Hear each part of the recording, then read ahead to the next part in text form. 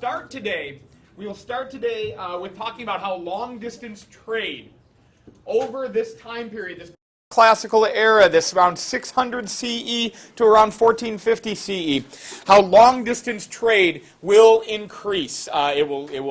There's always been long-distance trade, but it will increase in the distances that can be traveled and in the amount of goods that can be taken. And a lot of that is due to technological advancements.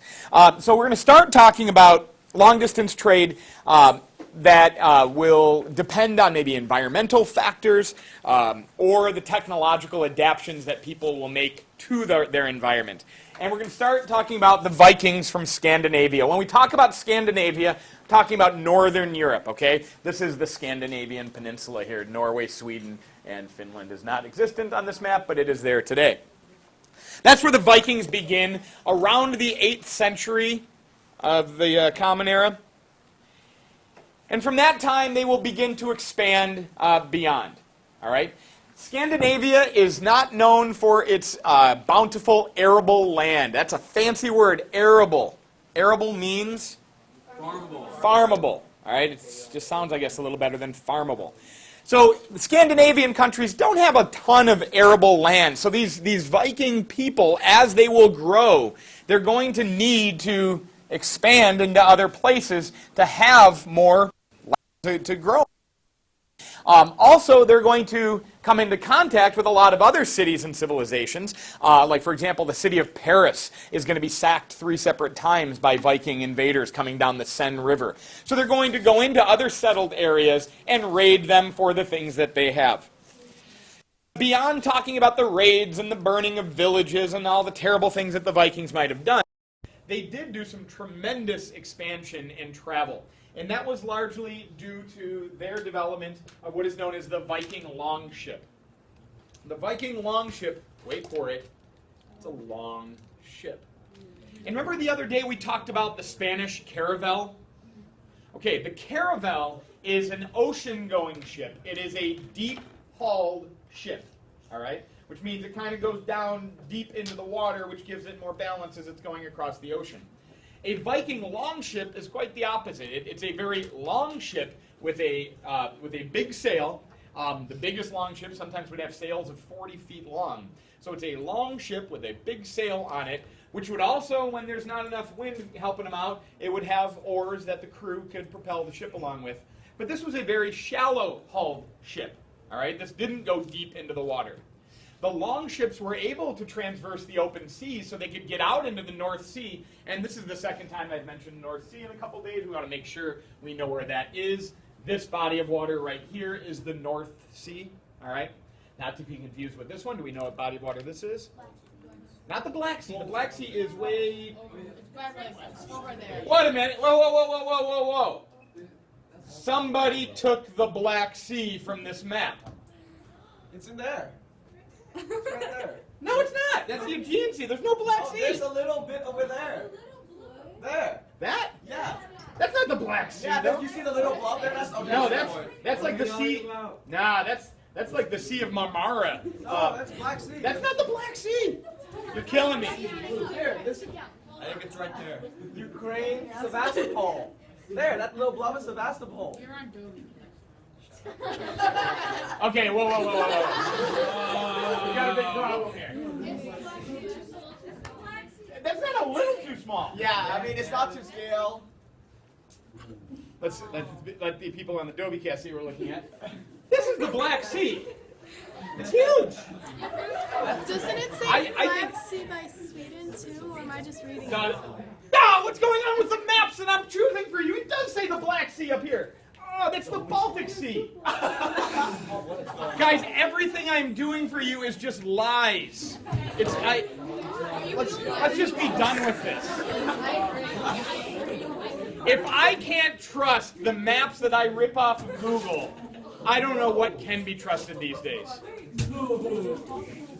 Oh my gosh, this is so confusing. All right. despite what this map is telling us, this is the Baltic Sea. Even when I hear the word Baltic, I get the shivers because it sounds like a cold word. And the Baltic Sea is in the north, okay? We call these countries that are along the Baltic Sea, call them the Baltic states. You might have heard of Estonia and Latvia, Lithuania, maybe. So that's not the Black Sea. That's the Baltic Sea. Nice catch there. And this is the Black Sea. And this is the Caspian Sea, and it's not even a sea, it's a lake, but whatever. This is the Black Sea, and it's big. This map, despite what Tyler wants to tell you, this map does not have the Black Sea on it. This is the Aegean Sea. This would be a straight, the Dardanelles, which gets you into the Sea of Marmara, and that's where Constantinople is. The Black Sea should be here, and it's not there. I don't even know if we should continue with today, but we must. Despite the lies that Google Images and all the pictures on there are trying to spread to us, I will try to keep us on the straight and narrow. Much like Viking longships would try to keep the Vikings themselves on the straight and narrow path to distant lands. This is bad. Yeah, I know. Anyway.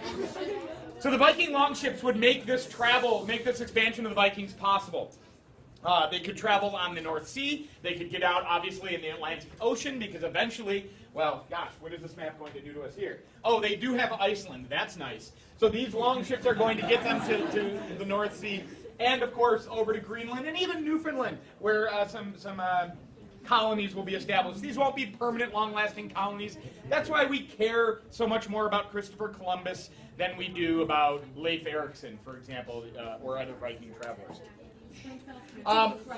So they were seaworthy ships. These long ships were seaworthy, of course, but because of that shallow hull, because they didn't go deep into the water, they could also navigate rivers. And so it wasn't just the open seas that the Vikings would travel on. They would also make their way through the rivers of northern Europe and getting further south. And they would also be light enough where if it was necessary, you wouldn't want to do this, but if you had to transverse a short stretch of land, for example, the ship could be taken right up to a riverbank and dragged and picked up and ultimately carried by its crew. So the Vikings were able to do some pretty impressive things with this. And with Viking expansion, and we'll go back to our little map here, they're going to make contacts not just in northern Europe and in Scandinavia, but into Russia, down into what empire would we be dealing with down here? The Byzantine Empire. What people would they be running into down here? The Muslim world, and obviously the rest of Europe. So the Vikings, despite the raiding and the pillaging that they're most famous for, are going to do something pretty important, make some pretty important contacts with the rest of the known world, at least in Eurasia at the time. Good? Good. Another group of people that did a lot of traveling are the nomadic peoples of North Africa, who are known as the Berbers.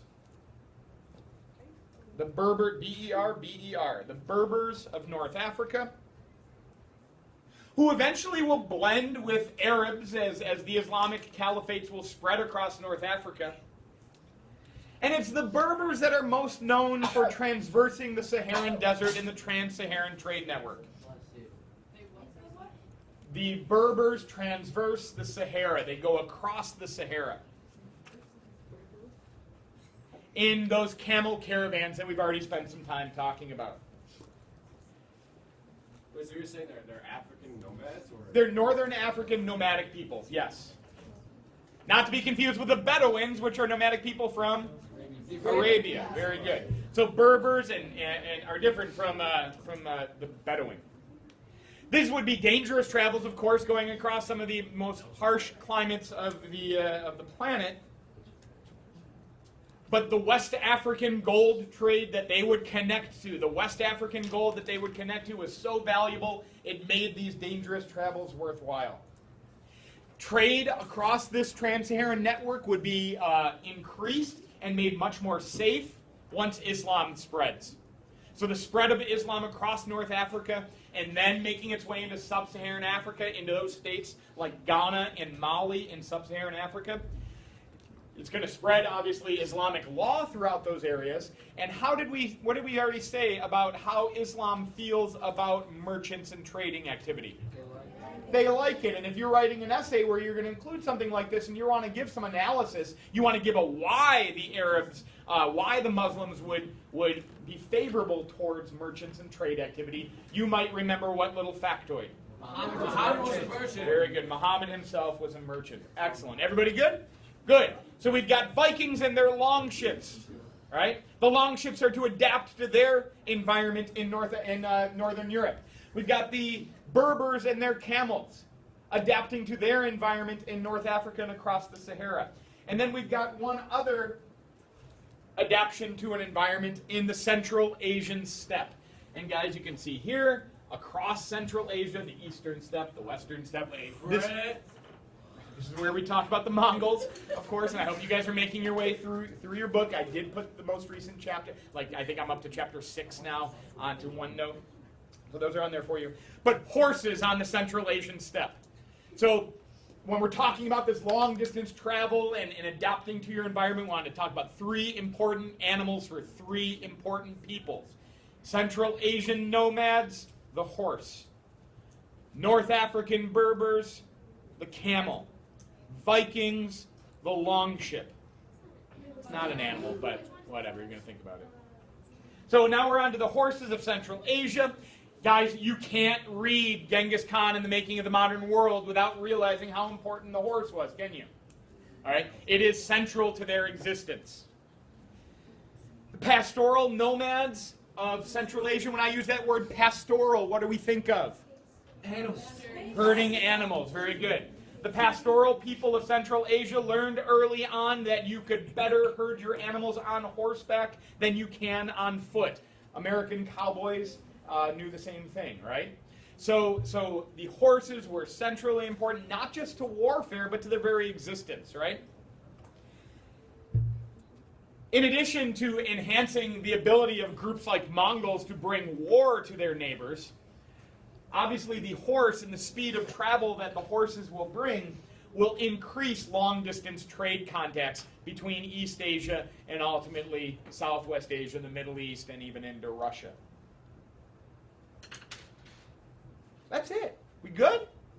We good. So you're going to think, not it for today, relax, I'm still moving on, but that's it for these adaptations to their environment that peoples will make, especially due to important animals and important technological developments like longships and like the use of the camel and like the use of the horse. Good? Good. Move on.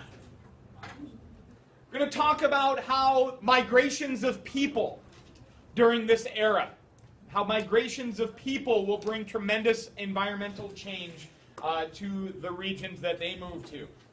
And we're going to talk about a group of people in sub-Saharan Africa known as the Bantu people. Bantu. And a series of movements that the Bantu people would make upwards over 2,000 years, pardon me. This is a very long-term migration. The Bantu people started in sub-Saharan Africa, and over many centuries they would make their way through South Africa all the way over into East Africa. These are known as the Bantu migrations. And as they would move, in addition to talking about language diffusion, taking a common Bantu language with them, as these people would move, they would take knowledge of ironworking skills. Like the people in the far South Africa didn't have that kind of technology until the Bantu people brought it to them. So ironworking skills, which would aid you in creating new farming tools, which would allow you to produce more food, which would allow your population to grow, which would require the use of more farming, which is fortunate because now you have all these tools so you can grow more food, which will continue to grow your population, which will require the need for more land for farming. But good thing you've got these tools, and we can see how this works through all of human civilization since the Neolithic Revolution, right?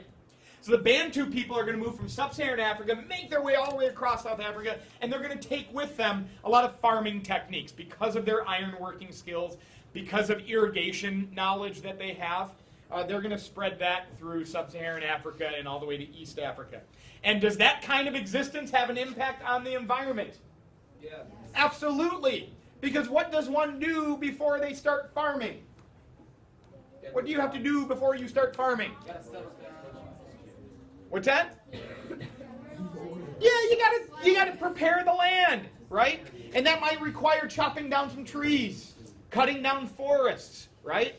Turning a forested area into a flatland farmable area. Yeah, and that caused them some problems, didn't it? Yeah, eventually, and it's going to eventually cause problems for the Bantu people as they make their way across sub-Saharan Africa. Excellent. Another movement of people. Another movement of people. Polynesians. Polynesians. The Polynesians likely began somewhere around the island of Taiwan. And over many centuries, Polynesian peoples will make their way through the islands of the South Pacific. And as these Polynesian people are going to move, they're going to change the environments of the places that they come in contact with. They're going to take agriculture with them as they move from island to island across the South Pacific. They're also going to take pigs with them. Has anybody ever been to Hawaii? Toby's are very excited we have a trip planned for Hawaii. Now, you can drive, yeah, if you want to go, but you can't stay in our class. Wait. If you've either been to Hawaii or if you've seen the Brady Bunch go to Hawaii, you know that when you go to Hawaii, you're probably going to go to a luau. You've heard of this, right? And what is the central main dish of a luau? A roasted pig. And how do they cook it? No, they don't. They cook it in the ground. They start a big fire in the ground, and they get that hot, and then they throw a pig in there, and they bury it, and then they unearth it, and it's cooked, and it's good. Right? But those pigs aren't from Hawaii. Those pigs aren't from Hawaii. Those pigs are from Asia. And over many centuries of travel, those pigs are going to make it everywhere. But pigs aren't cool when it comes to like introducing them into a place where they've never been, because they kind of eat everything. For example, it is believed that on this place, in the far eastern reaches of the Polynesian migration, is this place. What is this? Easter Island. Easter Island. Where there's not much going on there today. And it is believed that the Polynesian people and their pigs ate all the seeds that the trees and the nuts that the trees would produce, chopped down all the trees, and left the island with nothing but these giant statues that we can all look at and think about aliens constructing them. But it wasn't aliens, it was Polynesians. Because guess what? Aliens haven't come here to construct anything. Pyramids. Don't blow up. Stop. Wait, I have a question. Yes. Can you go back to your slide? I can. The one before. The Polynesian. Yeah. What do the color of the arrows represent? I don't know. Haven't we already explained that these maps may not mean nothing and they're all inaccurate? It's just me pulling things off of Google really quickly and violating horrible copyright. Another question? Yes. Hawaii has an interstate, right? Interstate roads are supposed to connect from state to state, right? Then how does that interstate connect? I don't know that Hawaii has roads. I don't know if they would. Yeah, they have an interstate. They do have an interstate? Yeah, that's kind of weird because like interstate like connects. Yeah. Interstate. Good. Good question. I don't know. I can't explain that. All right, everybody good? This slide here talks about what is known as the Polynesian Triangle. If you want to think roughly of what the Polynesian world was and where these people came into contact with, we would talk about the Polynesian Triangle connecting New Zealand, Hawaii, and Easter Island in the east. So if you connect those, you got all kinds of islands within, and those are primarily where the Polynesian people moved to and spread over many centuries. All right? Wait, Hawaii, Easter Island. Yeah, Easter Island, New Zealand, and Hawaii. Wait, Easter Island, like, they died. Yeah. No, the aliens. They died in Easter Island and everything. All right. In addition to the people moving, as the Polynesian people would move and take with them their agriculture and take with them some of their animals, they would also take with them their language. So, for example, throughout this Polynesian Triangle, There are some linguistic commonalities between traditional Hawaiian language and traditional New Zealand language, or like Polynesian New Zealand language, for example, throughout the area. So it shouldn't surprise us. When people move, they take their language with them, and the language will spread. The same is true of the Bantu people.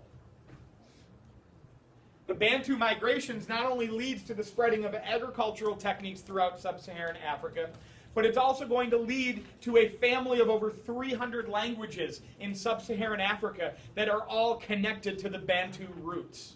All right? We're going to read a little excerpt from a book later in the year by a guy who was taken as a slave in West Africa. His name is Oluwadu Equiano. And as he made his way from more inland in West Africa and made his way to the coast, even though he came across many different peoples and in tribes that he was not familiar with, he could still understand words as he went from tribe to tribe, because the language of the Bantu originally, the language that they originally spread. Also, language spreading. In East Africa, we talk about the Swahili language.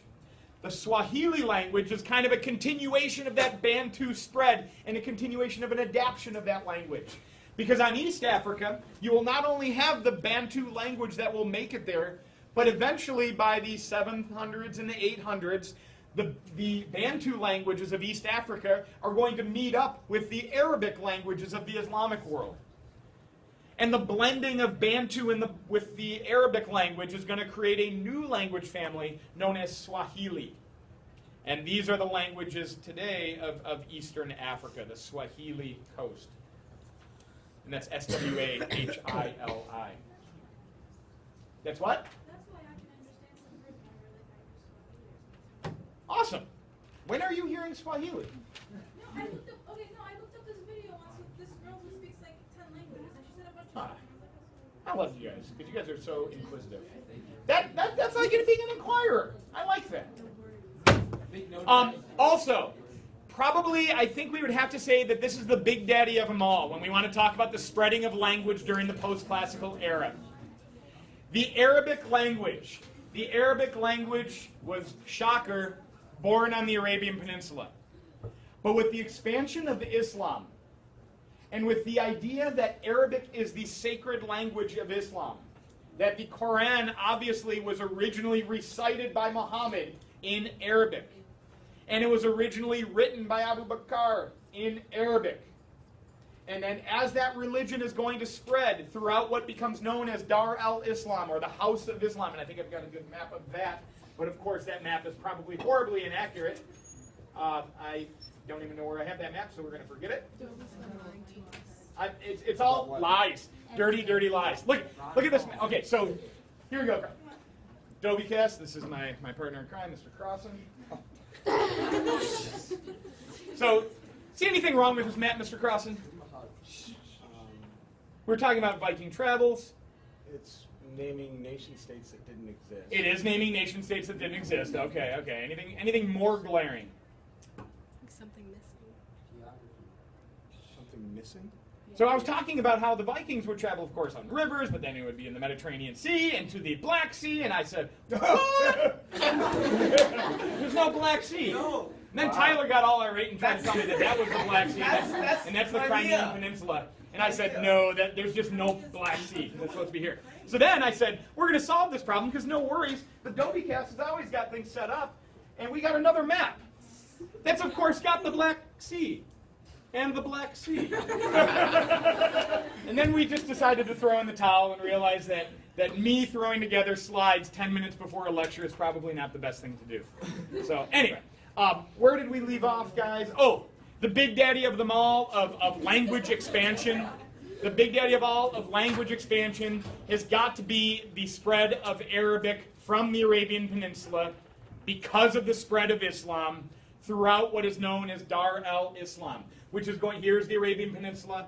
Dar al-Islam stretches all the way across North Africa into Spain. So have you, those of you that are studying Spanish, the Spanish language, have you talked at all about the contacts between Spain and Arabic and the Arabic world? You probably will. The Dar al-Islam, the House of Islam.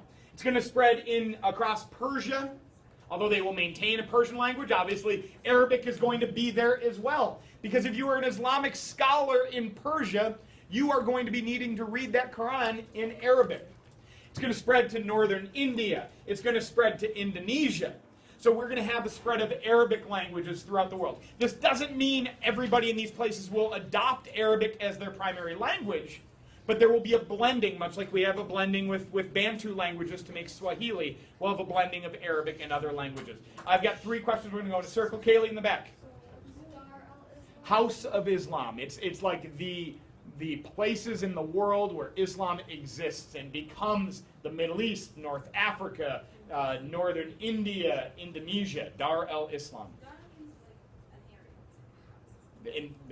I've always heard it translated as House of Islam. And I had a hand over here. That's the same question. Hand over here. I forgot. Okay, awesome. Yes, ma'am.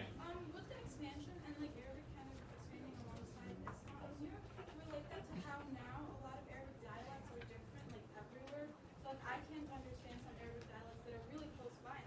I think absolutely, because Arabic is going to spread into areas where it didn't originally exist, so that you're going to have a lot of blending. So you'll probably be able to pick up words here and there, but maybe not be completely fluent in the whole thing. Absolutely. Yes? When you say like some countries did not adopt the Arabic language, like they didn't adopt it completely or didn't adopt it like afterwards. So isn't Spain one of the examples? Yeah, absolutely. Absolutely. So there will be influences in the Spanish language, especially in southern Spain, from the Arabic language, but it's not going to replace. And of course, Spain is a little bit of a different case. So how is Spain different from North Africa? How is Spain different from the Middle East? How is Spain different from Indonesia? It's European. It's European, true. But with regard to Islam, yes. Okay, today it's Catholic. So Spain is that weird place that was once Islamic. But after 1492 and the successful Reconquista, we're going to talk about that in a little bit, when Spanish Christians drove the Muslims out of the Iberian Peninsula, well, then obviously the Arabic language is not going to become very popular after it's driven out. But in the rest of the Dar el-Islam, it's never stopped. It's never driven out. A couple more things to talk about. I'm skipping now. Now we're on to the next standard. This is the 313. We already talked about the spread of Islam. Okay, we already handled that. I have added these notes on OneNote to the end of my spread of Islam lecture. There's not much more here. Another aspect to this little standard, this little concept, is the fact that amidst all these travels, we're going to have a couple important individuals who on their own will do a lot of traveling of the world and will write about it and will teach many people back in their home communities about the farther reaches of the world. Marco Polo. Marco Polo. Yeah, but I want to go to the guy you don't know first as well. When my kids are swimming, I tell them, hey, let's play Ibn Battuta instead of Marco Polo. So you go to the pool and you say, Ibn Battuta, Ibn Battuta, fish out of water. Got you. All right. Ibn Battuta. Ibn Battuta. I-B-N-B-A-T-T-U-T-A. This is not his whole name. Ibn Battuta is not his whole name. Ibn just means son of. All right. Oh. A lot of these Arabic guys, a lot of these Muslim guys, they have very long names, because their names might be like Tom, Ibn Joe, Ibn Sam, Ibn Frank. I'm sorry, you've probably never heard. These are like traditional Muslim names I'm giving you. Ibn Raul, Ibn Ignatius. All right, whatever. So it's like you're going all the way back to the great-great-great-grandfather to get the whole name taken care of. Now, we don't use that kind of naming here, right? My name is William Doby, and then I guess I'm the son of my dad. I'm a junior, and so I have that going for me. But most of us probably aren't named for our parents. Most of us probably, raise your hand if you are named for a parent. Okay, most of you are not named for a parent. Because we come from an American culture that says what about your daddy and your mommy? Not as big of a deal for us, all right? We are a very individualistic culture. We make our own way. It doesn't matter where you came from. While in traditional cultures, who your family is really important. And you will hold on to not only maybe your father's name, but maybe your grandfather's name and your great-grandfather's name. So whenever you see that Ibn within somebody's name in the Middle East, that is going to be the son of somebody else. It doesn't work the same way throughout all of the Islamic world. We're going to talk later in the year. Oh, never mind. We'll talk when you're seniors about some different formalities for naming. But for now, that's good. Something that's kind of interesting is Yeah. something that Arabic has is that some names, so like Yusuf, which is my brother. Yes. You can kind of, a lot of people say it's Yusuf and it's also Abu Yaqub, which means like he's the father of Jacob. Okay. So like a lot of names are kind of really related to olden times where like Yusuf was a guy who had a son named Jacob. Yes. And that's now the name Yusuf means like husband. So it's not necessarily his own family, but he's connecting it to traditional times. All right, excellent. So this is Ibn Battuta. And Ibn Battuta was a Moroccan that is in northwest Africa. Ibn Battuta was from Morocco. And he is going to travel throughout Dar al-Islam. He's going to travel throughout the Islamic world. And this is happening in the 14th century, so the 1300s. And you guys can see through about a 30-year period, he's going to make his way through North Africa. He's going to go across the Sahara Desert. He's going to go across North Africa. He's going to get into the Middle East. He's going to go see Arabia. He's, of course, going to do his Hajj. He's going to make it across Central Asia, South Asia. He's even going to make it into China. And pops into Vietnam for a moment. Ibn Battuta is a far greater traveler. So here, how about this? When you are swimming this summer, and you're in a relatively small pool, or you're swimming in with littler kids who can't go into the deep end, you play Marco Polo, because he doesn't go nearly as far. But when you're going to play in a big pool, or you're going to allow travel into the deep end, then you play Ibn Battuta. All right? That's the big boy game, because he goes far. Do you know Marco Polo? Okay, so it's a traditional game of, I don't even know if this is across the nation or if it's just a Midwestern thing, but you're in the pool, you got all the kids in the pool, and one kid is it, and he's got to close his eyes in the pool, and everybody else swims around him, and then while keeping his eyes closed, but raise your hand if you cheat when you play Marco Polo. That's why we can't have nice things. Some kids close their eyes, but they're like leaving them up in a crack. All right, so anyway, you're supposed to have your eyes closed, and then you yell Marco, and everybody else in the pool is to yell Polo, and based on your hearing, you go and find them. I don't know why that game began, because Marco Polo, when he went to China, we'll talk about him in a minute, he of course had his eyes open, and he got to look where he was going. What's that? Oh, trying to find where he is now. Okay, excellent. But then, this is why you don't have to feel too bad about keeping your eyes slightly cracked open and cheating like that. Because raise your hand if every time you hear the word Marco called, you don't always yell Polo. Some kids cheat. You're supposed to yell Polo, but sometimes, I'm not going to say it right now. Okay. So anyway, somebody invite Tyler over this summer if you have a pool and play Marco Polo, or go into the deep end and play Ibn Battuta. So Marco Polo. Hey, look at it. Beards, hats. These guys should have hung out. All right. Marco Polo actually predated Ibn Battuta. He was around a little bit before Ibn Battuta. And Marco Polo did very similar things. He traveled from Italy, and this map is kind of distorted, but Italy is way up here. He traveled from Italy all the way through Central Asia. What road is he probably hopping on? Hopping on some Silk Road. And he makes it to the court of Kublai Khan during the Mongol, what dynasty of China? Yuan dynasty of China. Very good. What's important about Ibn Battuta and Marco Polo is not that they made these travels, because a lot of other people traveled. All right, they weren't the only long-distance travelers. What's important about them is when they got back home, they wrote about their travels, or they wrote about their travels as they were traveling. And they put their travels into a book. And that book became popular in both the Islamic world or in Italy.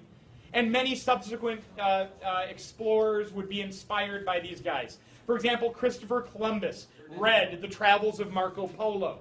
And that made him be like, man, I kind of want to be like that guy. Just like one day you guys might want to read my biography and say, I want to be that.